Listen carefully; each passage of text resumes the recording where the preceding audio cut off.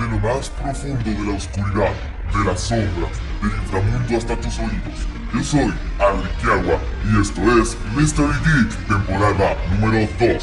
Un programa donde conoceremos la verdad de casos misteriosos, los asesinos seriales y las historias más perturbadoras que podrás encontrar, y que seguro aterrorizarán tu mente.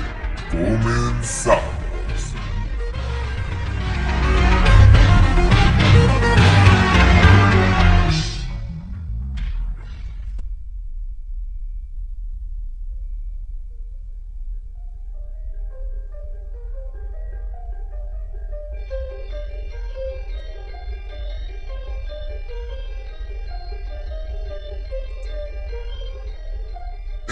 ¿Qué tal? Y bienvenidos nuevamente a este su programa Mystery Geek, arrancando con todo con la temporada número 2.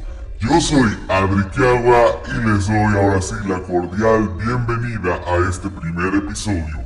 La verdad es que este programa me emociona mucho, puesto que veremos grandes cambios en comparación a la temporada anterior.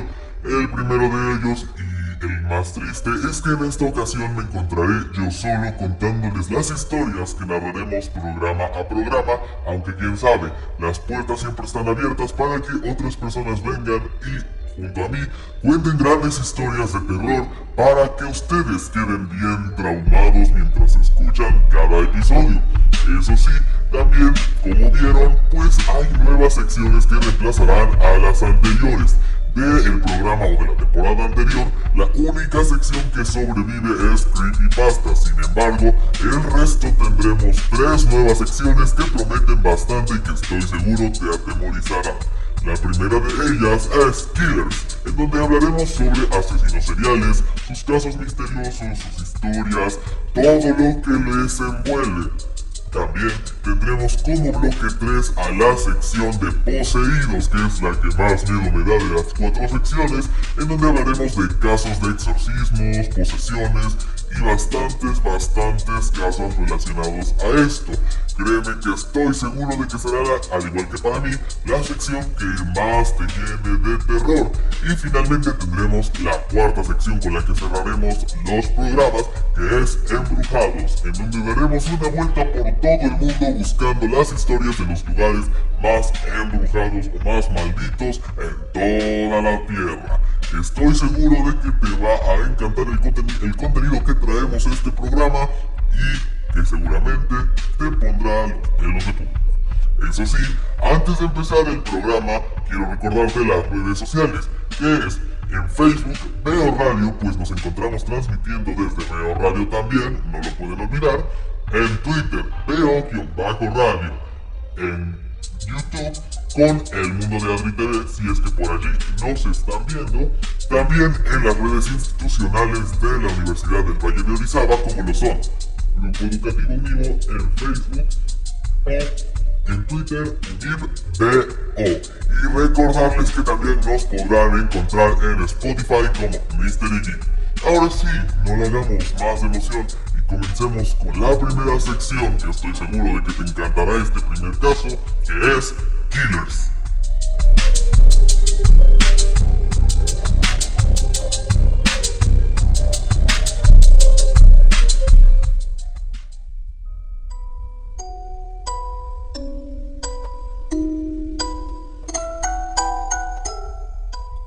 La lluvia caía y limpiaba la sangre del cadáver en el suelo. El hombre frente a ti te miró fijamente y te fichó como su próxima víctima. Esto es Killers.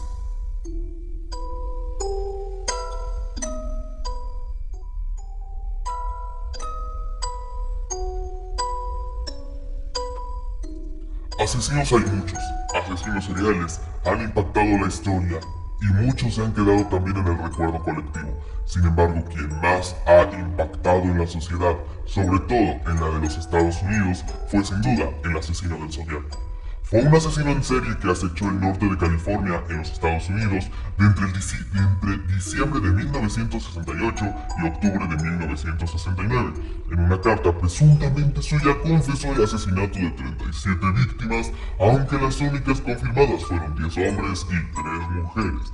De las mismas, solo 2 lograron sobrevivir para dar pruebas sobre la identidad del asesino aún desconocida. Se estimó que el Zodíaco, así era como él mismo se denominaba, tendría entre 40 y 50 años de edad en el momento de sus crímenes, que era blanco, corpulento, de pelo castaño, que tenía conocimientos sobre lenguas cifradas y poesía, que poseía una gran inteligencia. El Zodíaco atacó a 7 víctimas conocidas en Benicia, Vallejo, el lago Berryessa y en San Francisco, entre el 68 y el 69. Las víctimas fueron 4 hombres y 3 mujeres de edades entre 16 y 29 años. A finales de 2003 tuvo lugar un impactante descubrimiento. Las huellas de la famosa carta del Zodíaco no coincidían con las huellas de Arthur Lake Allen, el sospechoso principal en el caso, aunque todas las pistas de hecho indicaban que era él. La identidad del asesino sigue siendo una incógnita. El Departamento de Policía de San Francisco declaró que la investigación quedaría inactiva en abril de 2004, pero reabrió el caso en marzo del 2007.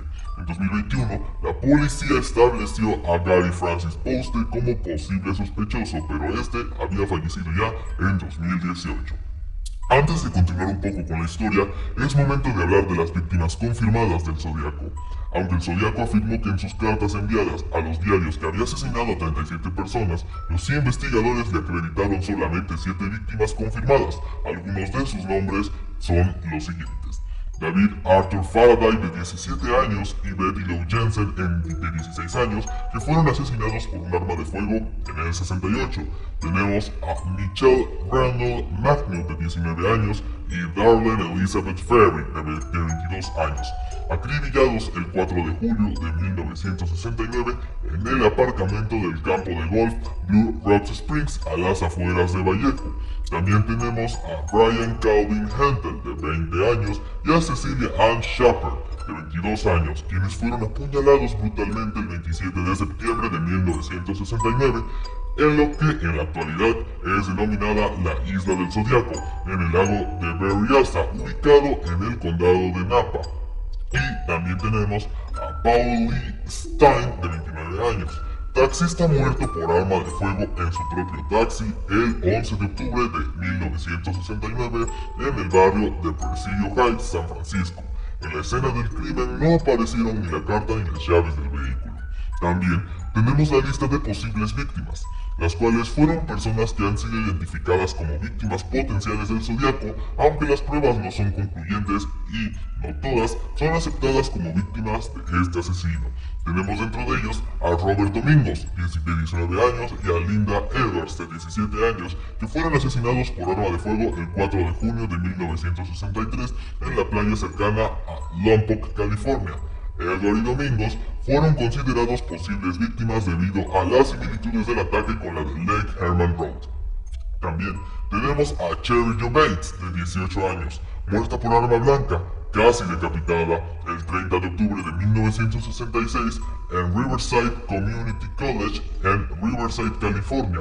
La posible conexión de la muerte de Bates con el asesino del Zodíaco dio 4 años después, a partir de información recibida por el reportero Paul Haverly de San Francisco Chronicle, sugiriendo ciertas similitudes entre los asesinatos cometidos por el Zodíaco y las circunstancias que rodearon la muerte de Bates. También tenemos a Caitlin Jones, de 22 años, quien dijo ser secuestrada junto a su bebé el 22 de marzo de 1970 en la carretera 132, al oeste de Modesto, California.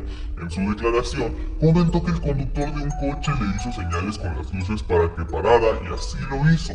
Una vez fuera del coche, él explicó que había visto que la llanta del coche de Jones estaba floja, y tras arreglarla, él se metió en su coche para continuar con su camino y ella hizo lo mismo. Más adelante, la llanta se sale y supuestamente el mismo hombre se ofrece a llevarla hasta la gasolinera más cercana. Ella aceptó y vuelve a su coche para recoger a su bebé, a lo que el hombre se extraña de que tenga una hija. ¿Tiene algún problema con ello?, dijo ella. No. De hecho, mientras más mejor, contestó él. El coche arrancó y pasó delante de la primera gasolinera, pero no frenó y continuó. Incluso le pide que arroje a su hija por la ventana. Ella consigue escapar junto con su niña y se dirige a la estación de policía ubicada en Patterson, donde casualmente ella ve el retrato robot del Zodiaco y dice que ha sido ese hombre el que la retuvo durante 3 horas. También tenemos el caso de Donna Lass, 25 años de edad, que fue vista por última vez el 26 de septiembre de los 70 en Salt Lake, Tenfon, California. Una postal con la dirección de condominios Forest Pines anotada al reverso fue recibida en el Chronicle el 22 de marzo del 71. Fue interpretada por algunos como afirmación del Zodiaco de llevar 13 víctimas. Lass debería haber sido la 14ª y no la que indicaba la postal, por lo cual no fue reconocida concluyentemente con el asesino. El cuerpo de la mujer no fue encontrado y no se llevó a cabo una investigación oficial a desacuerdos de tipo jurisdiccional entre la policía de Salt Lake Town y la oficina del sheriff. Al día de hoy no se sabe si el crimen fue realmente cometido por el Zodiaco y dónde está Donna Lass. Primero hay que hacer una pequeña cronología, y es que los asesinatos provocados por el Zodiaco iniciaron en el lago Herman, en donde el Zodiaco atrajo la atención de la policía por el aparente asesinato aleatorio de Betty Lou Jensen y David Faraday el 20 de diciembre de 1968 en los límites de la ciudad de Benicia. La pareja celebraba su primera cita y entre los planes pensaban o paseaban al asistir a un concierto navideño en Hogan Heights, a unas cuantas manzanas de la casa de ella. En lugar de ir directamente, decidieron visitar a un amigo y detenerse en un restaurante. Sobre las 22 horas, la pareja estacionó en un cruce del camino del lago Herman. Justo en ese momento, el Zodiaco se incorporó al cruce y se estacionó al lado de ellos. Un testigo presencial pasó por allí tiempo después y vio 2 coches, uno de ellos el de la pareja y el otro, pues momento después escuchó lo que le pareció un disparo, pero no estaba seguro, pues tenía la radio encendida. El Zodiaco disparó en contra de Faraday solo una vez en la cabeza y 5 veces a la espalda de Jensen, quien intentó huir. Sus cuerpos fueron encontrados minutos después por Stella Borch, quien vivía cerca de ahí. Dio aviso al capitán Daniel Pita y al oficial William T. Warner. El detective y sargento Les Lubon de la oficina del sheriff del condado St. Paul investigó el crimen, pero no se encontraron pistas sólidas. Posteriormente fueron los asesinatos de Blue Rock Springs, que fueron Mitchell Mangone y Darlene Ferry. También la pareja estaba en su coche, donde ella cuando a su lado aparcó otro, cuyo conductor se fue para volver 10 minutos después. Una vez apareció detrás de ellos para evitar que se escaparan, el Zodiaco se acercó al coche y les alumbró directamente la cara para cegarlos. Entonces disparó con una Luger de 9 milímetros. Así continúan las víctimas, en donde posteriormente comenzarían las cartas. Una de ellas dice: me gusta matar gente porque es mucho más divertido que matar animales salvajes en el bosque, porque el hombre es el animal más peligroso de todos. Matar algo es la experiencia más excitante. Es aún mejor que acostarse con una chica. Lo mejor de todo es que cuando me muera, reencarnaré en el paraíso y todos los que he matado serán mis esclavos. No os daré mi nombre porque tratarán de retrasar o detener mi recolección de esclavos para mi vida en el más allá. Everbrand Tipti. La solución del criptograma de 408 caracteres traducido al español. El significado del 18 en letras finales, si lo tuviera, quedó por determinar. Y es que algo que caracterizaba a las cartas del Zodiaco es que tenían enigmas que eran necesarios el ser descifrados para entender por completo las cartas. Muchas de ellas fueron entendidas muchísimos años después de que los asesinatos del Zodiaco se detuvieran. En el 69, 3 cartas escritas por el asesino llegaron a las redacciones del Vallejo Times Herald en San Francisco Chronicle y el San Francisco Examiner. En ellas, casi idénticas entre sí, reconocía los 3 crímenes e incluía un pictograma de 408 caracteres que desvelaba su identidad.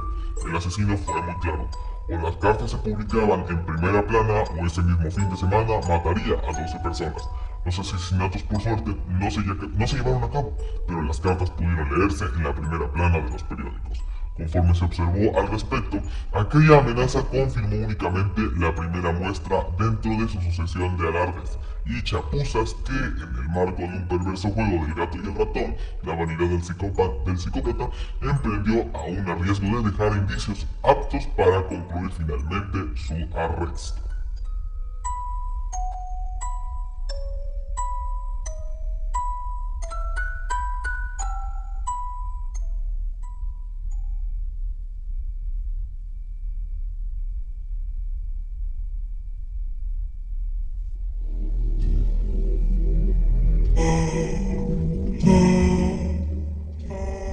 Las sombras esconden muchos misterios y el internet de estos es el reino. Esto es Creepypasta.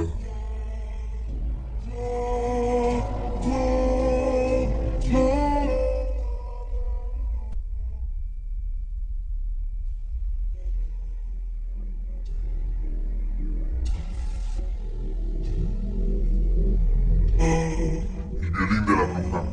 Era el año de 1923. Había un pequeño pueblo con un poco más de 130 habitantes, entre ellos una anciana de extraña actitud y misteriosa personalidad, reservada. Su cabello era blanca y gracias a eso se ganó el apodo de la bruja. No se sabía nada respecto a ella. Decían que fue una de las primeras personas en habitar el pueblo. Su casa era la más alejada, ubicada en las afueras del pueblo junto al río. Las personas esparcían rumores acerca de ella, pero lo único que se sabía era que tocaba el violín a las 9 de la noche, todos los días. Siempre se escuchaba esa melodía melancólica que ponía los vellos de punta a los habitantes. Las madres jamás dejaban a sus hijos jugar cerca de su casa, ni a los jóvenes que iban a verla, y cada vez que la mujer tocaba el violín, todos entraban a dormir. Era algo como si se tratara de una costumbre. Incluso sus padres decían que debía dormir a la hora o la bruja se los comería. Una noche, antes de las 8 p.m., se escucharon gritos desgarradores. Resultaba que la casa de la bruja estaba en llamas. Creían que todo había sido por una vela que quizá había caído al suelo. Todos veían cómo la anciana moría y nadie fue a ayudarla hasta que llegaron los policías, que solo encontraron sus restos y los enterraron en lo que quedaba del jardín de su casa. Después de todo, a nadie le importaba y dieron caso por cerrado. Esa noche, todos estaban tranquilos pese a lo que sucedió, a punto de dormir, hasta que un escalofrío recorrió a todo el pueblo. A las 9 de la noche se escuchó el violín que tocaba esa mujer que se suponía estaba muerta, haciendo que todos entraran en pánico y se encerraran en sus casas. Los habitantes pensaban que la bruja había vuelto para atormentarlos a todos. Cuando el violín no sonaba, uno de los niños desaparecía. El primero fue justamente el hijo del herrero. A la mañana siguiente se encontró el cuerpo del niño, a quien le faltaban los brazos y la cabeza. Después de que la policía se lo llevó, toda la gente del pueblo se fue a sus casas para olvidar tal suceso. Cada vez que el violín no sonaba, un niño desaparecía y era encontrado hasta la mañana siguiente, pero sin cabeza ni brazos. La gente estaba aterrada, protegía a sus hijos e incluso dormían a su lado. Fueron tantas, pero tantas las desapariciones que en un mes ya habían desaparecido por completo todos los niños a excepción de uno. Yo, el más joven. Ahora eran los adultos. Cada día desaparecían y hasta que el más valiente temía por su vida. Una tarde los que quedamos en el pueblo nos reunimos y fuimos a la casa de la bruja para trasladar los restos a otro lugar, pero el violín empezó a sonar y el espectro apareció frente a todos tocando el violín. Yo no soy una bruja, ustedes me convirtieron en esto y ahora soy lo que ustedes decían. ¿Quieren a sus hijos y familiares? ¡Pues tómenlos! Entonces abrió la boca y haciendo que salieran volando restos, ropas y sangre. Días después le confesé algo a mi madre, que fui yo quien mató a la bruja. Le conté lo que pasó. Esa noche fui con un par de chicos que iban a ver la cabaña desde adentro y decidí acompañarlos. Al llegar, vimos en la cabaña una olla con caldo que estaba haciendo y encima vimos el hollín sin su estuche de almacenamiento. Al escucharnos, la anciana venía y salimos corriendo, pero accidentalmente había tirado una vela que llegó hasta la puerta y sin pensarlo empezó a consumir la casa. Todos escuchamos los gritos tan escalofriantes que pegaba aquella anciana, pero en vez de ayudarla, salimos corriendo para el pueblo. Mi madre quedó en silencio y me dijo que no le contara a nadie. Pocos días después, mi madre y mi padre desaparecieron. Ya era la única persona en el pueblo. Es mi momento de partir, puesto que ya van a ser las 9 de la noche y no he escuchado el violín de la bruja. Esta historia sin duda alguna es de las más aterradoras, puesto que nos habla justamente de la violencia que vivió una anciana que, sin deberla ni temerla, murió sola en su casa, mientras todo un pueblo que la llenaba de falsos testimonios, de falsedades, veía cómo moría, cómo su alma se consumía tristemente. La verdad es que es una historia bastante trágica y triste. Y la única pregunta que queda, al final, es si verdaderamente nuestro protagonista habrá logrado enfrentarse a la bruja en último momento o simplemente aceptó su destino. Pues hay versiones de esta historia que dicen que el joven pues tenía una escopeta en mano a punto de disparar para recibir así a la bruja si es que llegaba esa noche por él. Era obvio que estaba esperando para llevárselo, pues lo culpaba por su muerte. ¿Y tú qué opinas al respecto?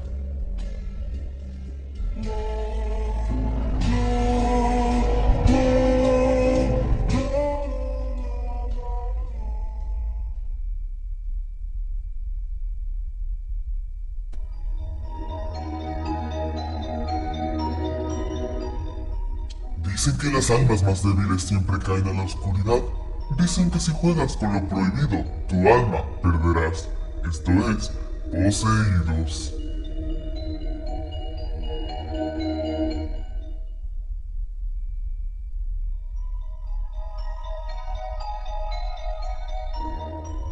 ¿Qué tal? ¿Ya están aterrorizados? ¿Ya les recorrió un escalofrío el cuerpo? A mí la verdad es que sí. Y el tema que sigue a continuación para Poseídos, la verdad es que promete mucho, pues es la historia detrás de El Exorcista. La verdad es que estoy seguro que les va a encantar, pues también es la historia del exorcismo de Emily Rose. Y pues la historia es un poco diferente a como la conocemos.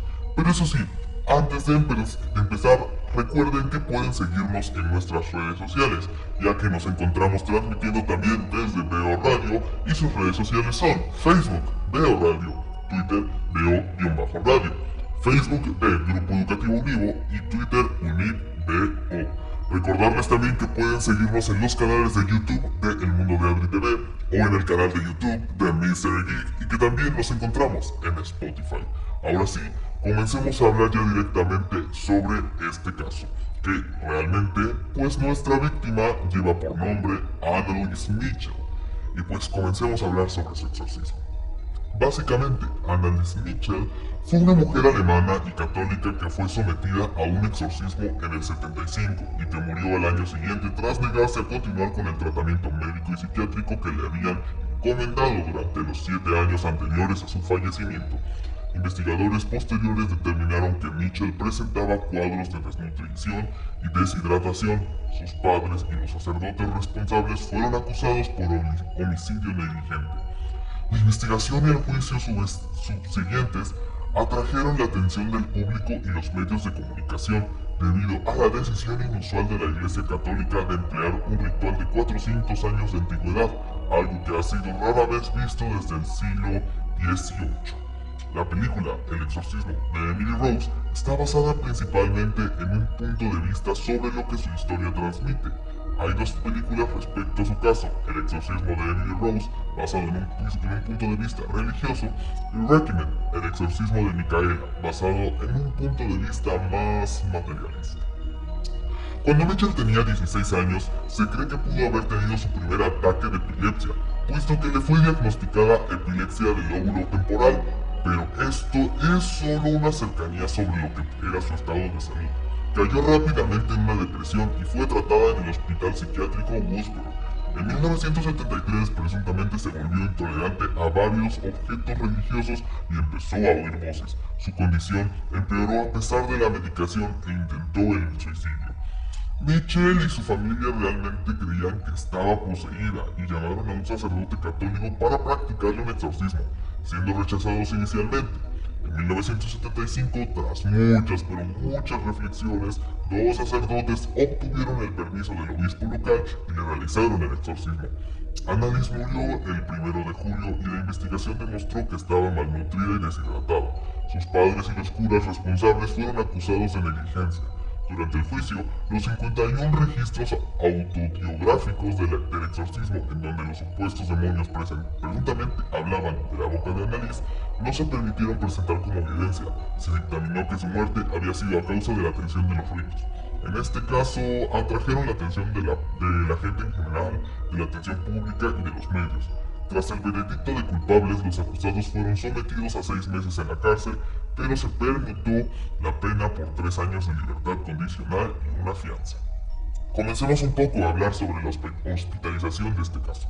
En el 69, con 17 años de edad, Annalise comenzó a padecer extraños ataques y se creía que podía tener epilepsia. Permaneció internada en el hospital psiquiátrico de Wurzburg. Cuando salió, logró completar sus estudios de bachillerato y en el 73 se matriculó en la Universidad de Wurzburg. Al entrar en un hospital psiquiátrico no mejoró en nada la salud de Annalise. Su depresión empeoró cada vez más, aumentaba más su frustración con el tratamiento médico, en tanto que no parecía mejorar en absoluto. El tratamiento médico a largo plazo no dio resultados, su estado, incluyó la depresión, empeoró. Habiendo centrado su vida alrededor de una fe católica devota, Annalise empezó a manifestar una condición de posesión demoníaca, entre comillas, intolerancia a los objetos y espacios considerados como sagrados, como el crucifijo o una imagen de la Virgen, entre otros. En el 70, Annalise fue internada de nuevo en un hospital psiquiátrico donde le fue prescrita medicación contra las convulsiones por primera vez, aunque nunca alivió sus síntomas.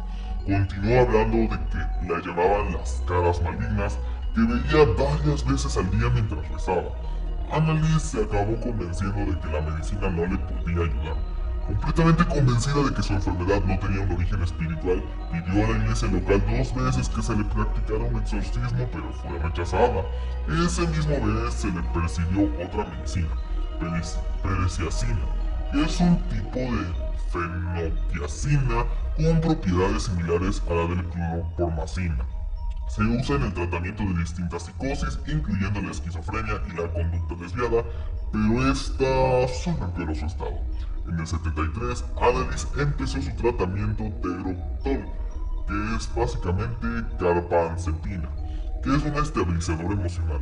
Annalise tomó este medicamento con frecuencia hasta poco antes de su muerte. Ahora sí, es hora de hablar de lo que todo el mundo estaba esperando, tal cual el suceso o el momento del exorcismo. En el 73, Annalise abandonó el tratamiento de esquizofrenia en el hospital psiquiátrico de Wurzburg y los padres acudieron a la parroquia local solicitando a los religiosos que su hija fuera sometida a un exorcismo. Al principio todos ellos la rechazaron, ya que la doctrina de la iglesia con respecto a estas acciones es muy estricta, pero después el párroco Louis Alt, considerando un respetado experto en la materia, creyó probar que Annalise reunía las condiciones suficientes para considerarse poseída y consiguió el permiso de las autoridades eclesiásticas para realizar un exorcismo siguiendo el ritual.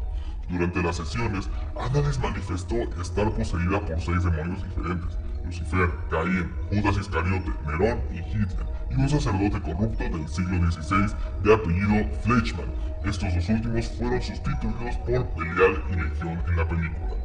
Antes de esto, se había demostrado o destrozado las rodillas en los ataques de genuflexión compulsiva, 600 al día. Se escondía debajo de la mesa, ladrando como un perro durante un par de días, comía arañas, carbón y le arrancó la cabeza de un mordisco a un pájaro muerto. Lamía su propia orina del suelo y podía oírsele a través de la pared gritando durante horas. Finalmente, su muerte. El exorcismo se prolongó durante un año. En la primavera del 76, Annalise sufría de una neumonía y una anemia. Gradualmente debilitada y agotada hasta la fiebre, murió el 1 de julio a los 23 años. La autopsia de Annalise atribuyó el fallecimiento a la desnutrición y deshidratación. Los padres de Annalise fueron llevados a juicio por la presunta culpabilidad del asesinato de su hija, junto a los 2 curas que realizaron los exorcismos. Todos fueron declarados culpables de homicidio por negligencia al permitir que llegara la desnutrición y se le condenó a 6 meses de cárcel, sustituidos por una fianza y 3 años de libertad condicional. La verdad es que este es un caso sumamente polémico, pues hay dos vertientes. La vertiente médica que nos dice que nunca estuvo poseída y todo era parte de la esquizofrenia y una enfermedad mental, y por otro lado, la afirmación de que en efecto estaba poseída. De hecho, se rumorea que incluso los mismos padres llegaron a decir en testimonios así que la verdad no estaban tan seguros, pero se cree que también pudo haber sido esto para reducir su condena.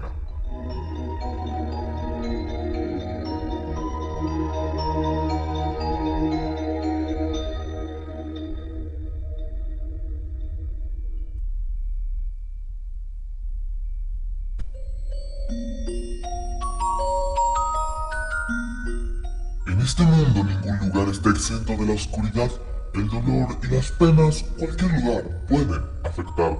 Esto es Embrujados.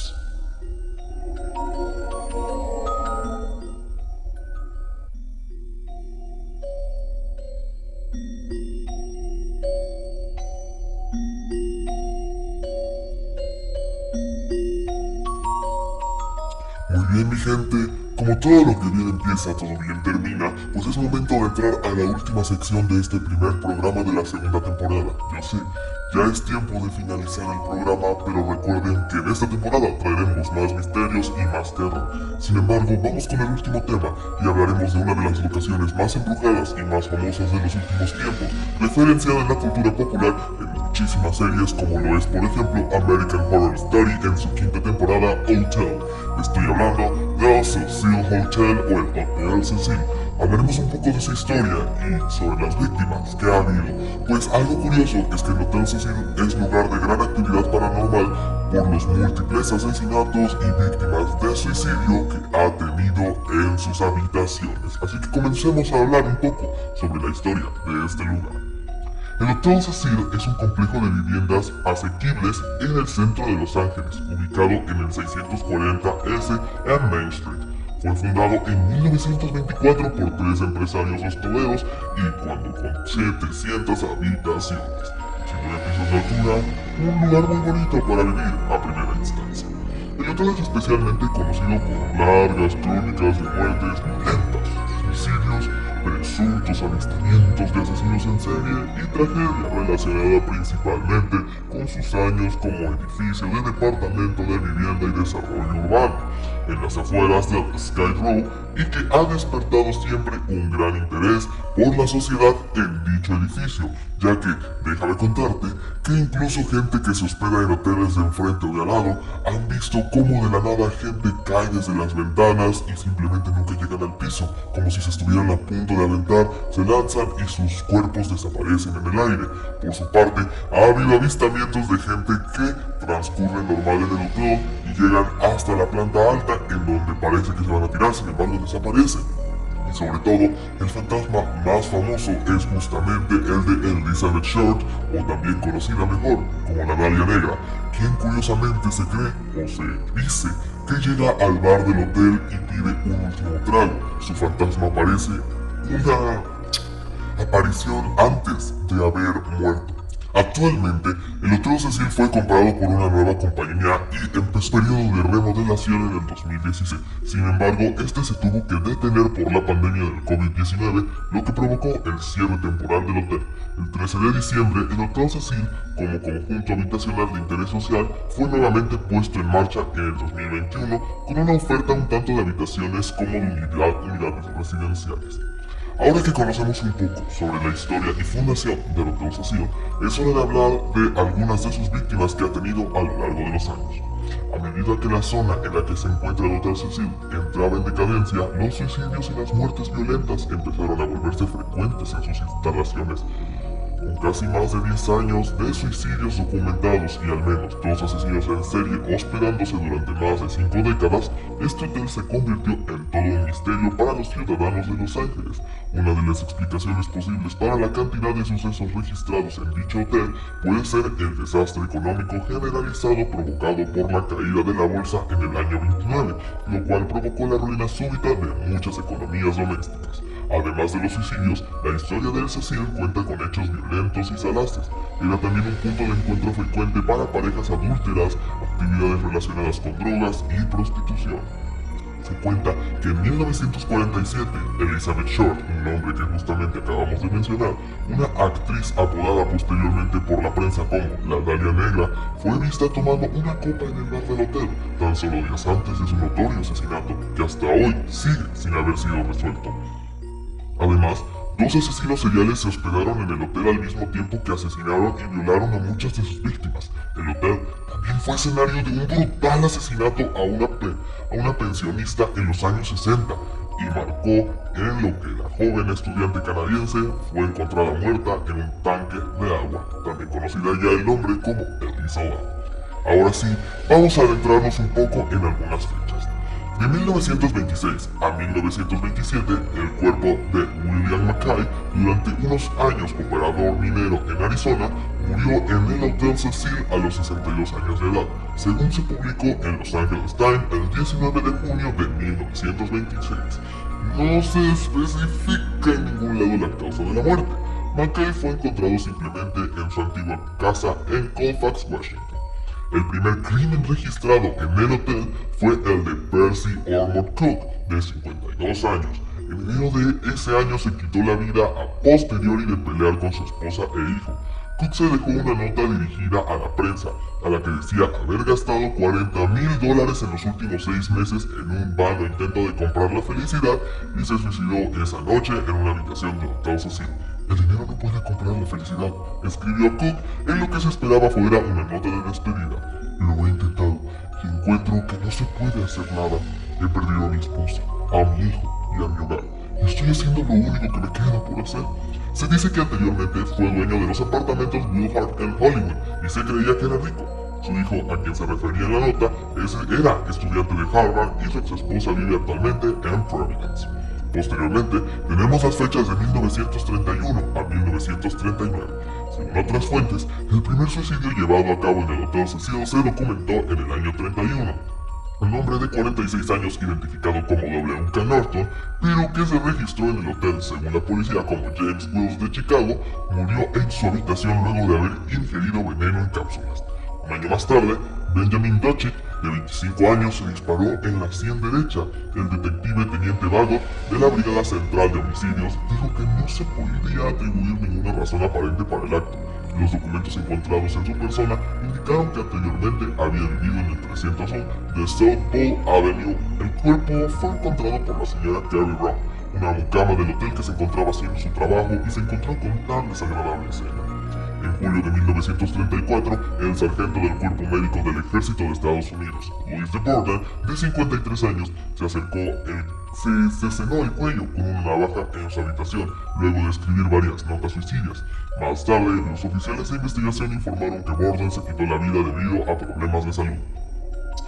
En 1937, Reese Magro cayó de una ventana del 9º piso y su cadáver quedó enredado en los cables telefónicos. Nunca se llegó a comprobar si se trató de un suicidio o un homicidio.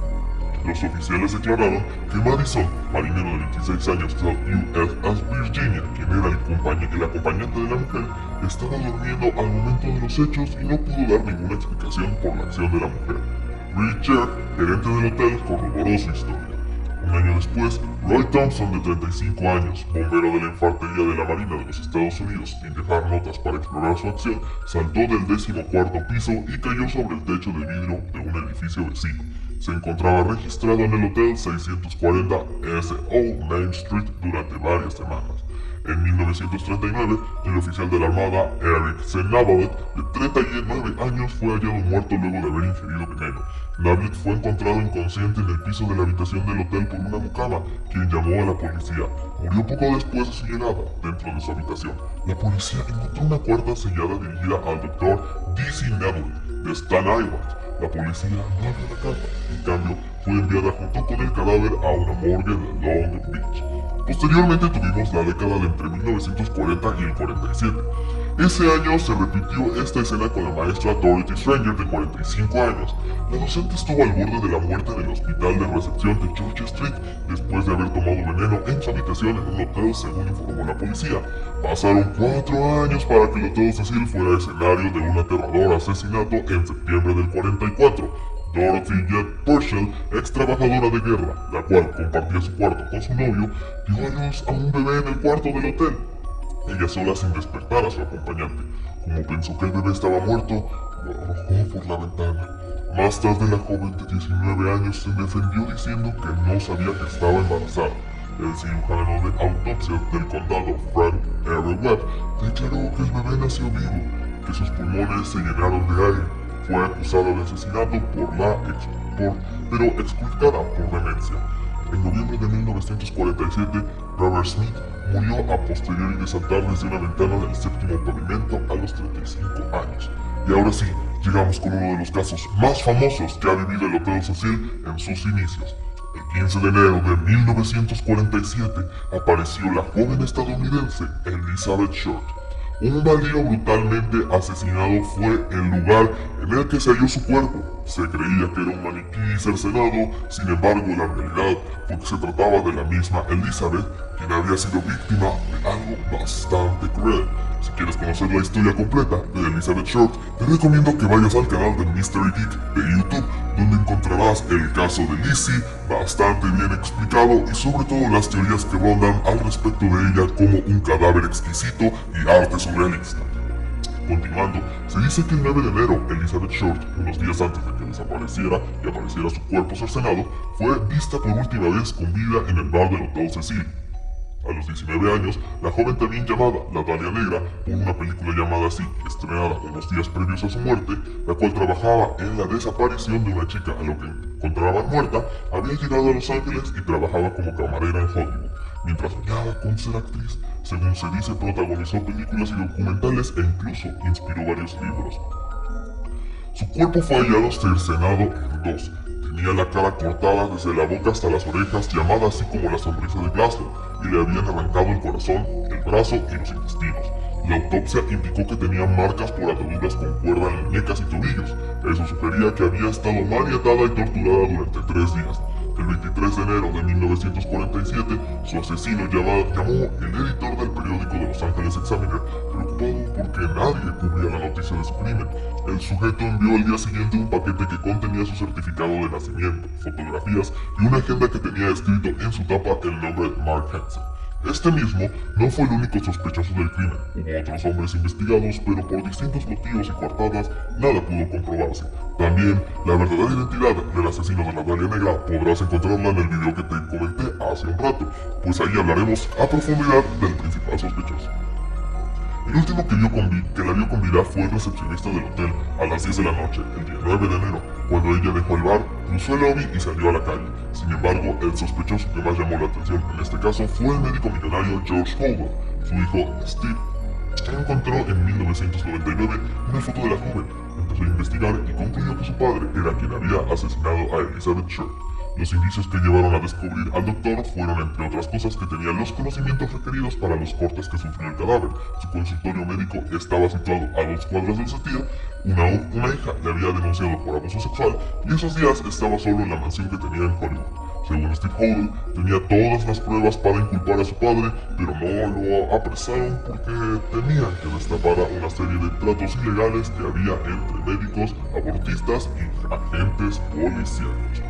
Posteriormente vinieron más asesinatos en el 54, del 62 al 63, en el año 75, en el 84, en el 85, en el 91, en el 92 y del 2007 al 2017 fue cuando, por ejemplo, tuvimos los casos más recientes, como Amy Prince, que fue la gerente del Hotel Cecil durante 10 años y de hecho fue entrevistada en la serie de Netflix. Dijo: "Creo que en los 10 años que estuve trabajando allí hubo unas 80 muertes", afirmó Amy. Documentado en Los Angeles Times el 25 de octubre de 2001, murió una mujer por sobredosis en el hotel. El 7 de octubre de 2001 hayan asesinado a una joven la cual no fue identificada. El 5 de julio de 2003, poco después del mediodía del sábado, un hombre fue encontrado muerto en una habitación del hotel, siendo una posible víctima de estrangulamiento. La policía no lo identificó. Pero el caso más reciente y meditado ocurrió en febrero de 2013, más específicamente el 19 de este mes, cuando el cuerpo sin vida de la estudiante canadiense Elisa Lam fue encontrado en un tanque de agua de este mismo hotel. Muchas teorías y especulaciones salieron a la luz relacionadas con las anteriores muertes ocurridas en el hotel.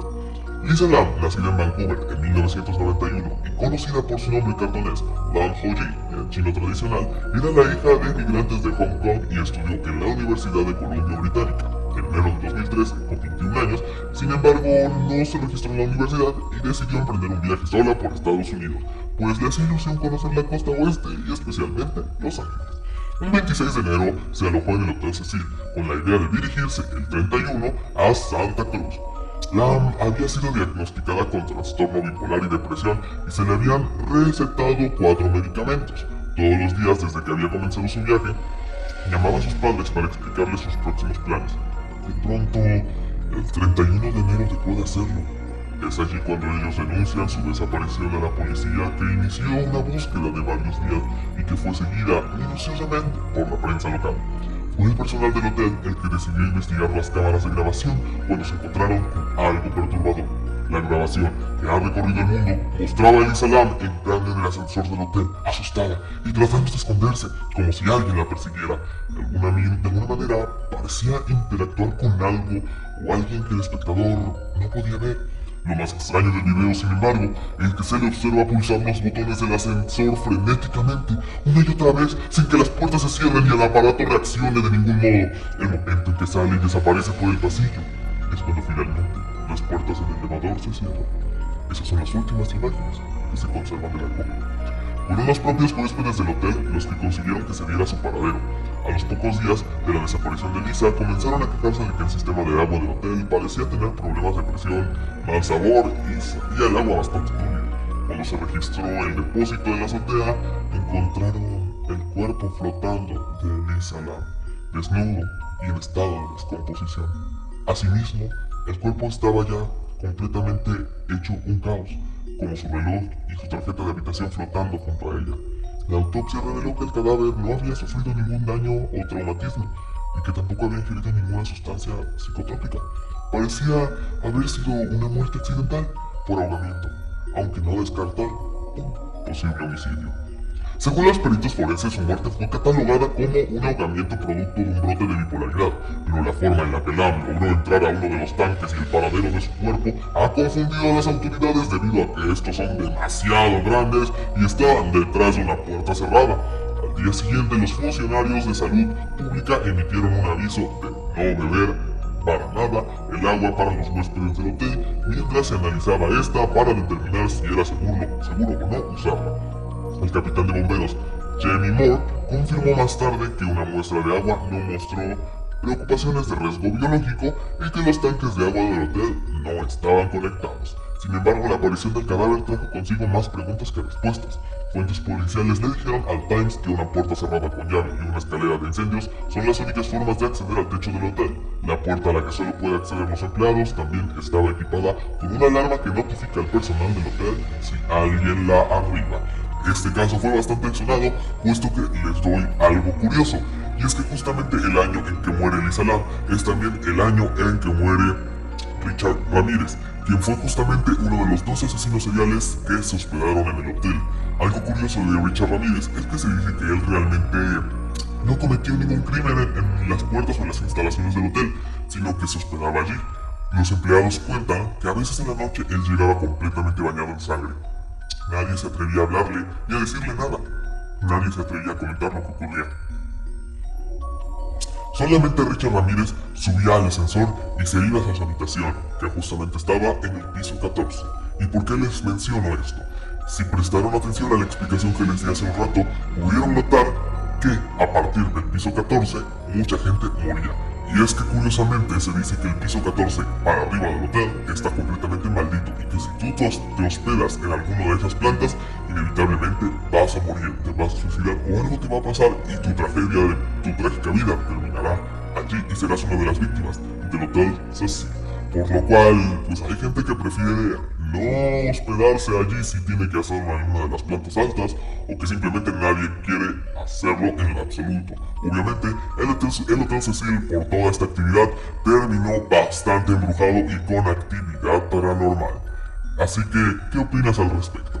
La verdad es que el Hotel Cecil sin duda alguna es un tema bastante serio, bastante dramático y trágico y a mí me intriga mucho su historia. Pero como bien les dije, hemos llegado al final del primer episodio de Mystery Geek de la segunda temporada. Espero que les haya gustado, que se hayan entretenido y que quién sabe les haya generado algún escalofrío en el cuerpo o que les cause pesadillas esta noche. Yo soy Adri Agua, muchas gracias por escuchar y nos vemos en el próximo episodio de Mystery Geek. ¡Hasta luego!